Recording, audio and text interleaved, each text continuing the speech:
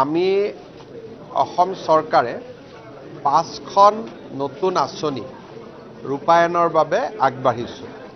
তাৰ প্ৰথম আঁচনিটো হ'ল অৰুণোদয় 3.0।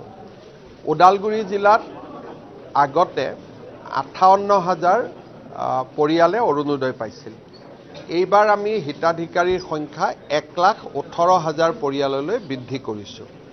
তাৰ পৰিপ্ৰেক্ষিতত কি ধৰণে আমি এই আঁচনিখন দৰিদ্ৰ দুখীয়া মানুহে যাতে পাব পাৰে, তাৰ বাবে আমি কেনেকৈ আগবাঢ়িব লাগে তাৰ বিষয়ে আজি আমি পুংখানুপুংখভাৱে আলোচনা কৰিলোঁ। ইয়াৰ পিছত আৰু এখন আঁচনি আছে, মুখ্যমন্ত্ৰীৰ মহিলা উদ্যমিতা আঁচনি। এই আঁচনিৰ অধীনত আত্মসহায়ক গোটৰ সদস্যসকলে প্ৰথম পৰ্যায়ত 10,000 টকাকৈ লাভ কৰিব। আৰু আগষ্ট মাহৰ পৰা আমি এই আঁচনিৰ ৰূপায়ণৰ কাম হাতত ল'ম।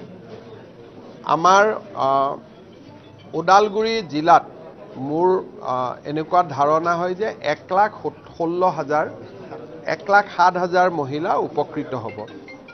আৰু তাৰো ফাইনেল লিষ্টখন আমি কেনেকৈ কৰিম তাৰ বিষয়েও আজি আমাৰ আলোচনা হ'ল।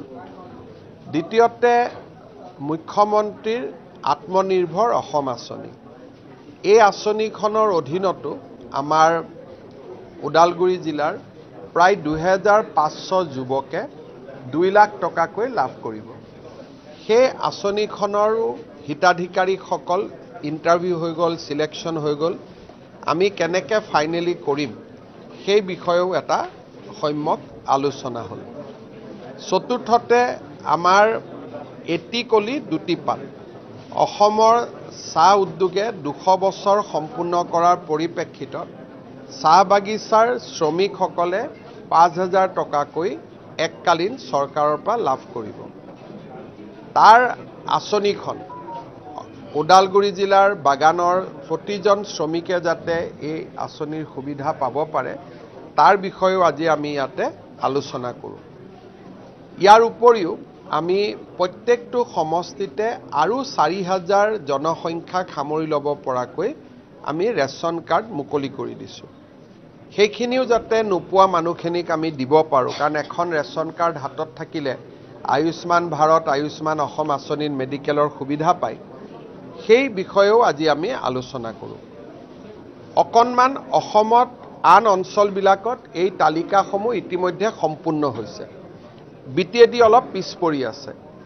সেইকাৰণে মই BTADৰ 5খন জিলাতেই গৈ পেলাই এনেকুৱা সমীক্ষা বৈঠক কৰিম। আজি ওদালগুৰিত সম্পন্ন হ'ল, অহাকালি তামোলপুৰ, পিছদিনা বাক্সা, তাৰ 9 তাৰিখে চিৰাং আৰু 8 তাৰিখে কোকৰাঝাৰ। এই ধৰণে আমি মই প্ৰবাস এটা লৈছোঁ যে 5টা জিলাতে মই যাম। ইয়াতে